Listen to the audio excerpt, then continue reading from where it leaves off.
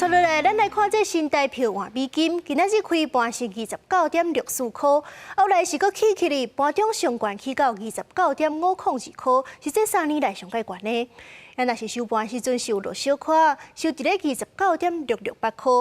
富邦金的董事长蔡明兴就表示讲，这台票起价的好处是通货膨胀会下降，不过嘛袂当起伤紧，亲像外销甲保险这款产业才有法度适应。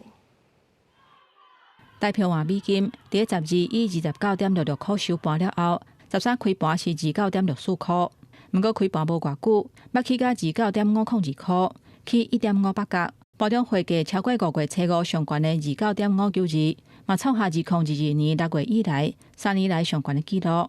买手收伫29.668块，落0.8分。接下来，例如说美元指数重新走弱。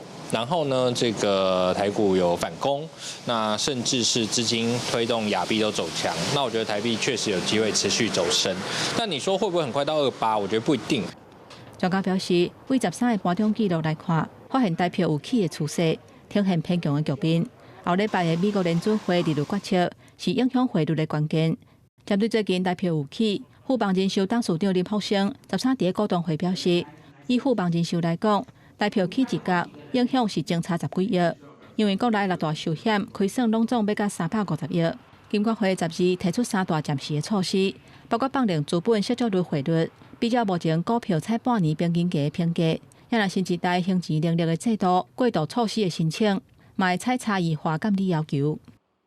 如果要升值的话，不要那么快那么猛，有一些时间让各行各业都有机会去调整。台币升值，这个对于未来我们进口是成本降低，出口呢成本增加。面对新台票有起的态势，国泰金控的董事长蔡宏图嘛话讲，无论是金融或者是寿险业、甲制造业，拢已经采取避险的措施。根据华南金测算，台票若起1块，对利润的影响差不多是1亿的台票，整体影响有限。记者综合报道。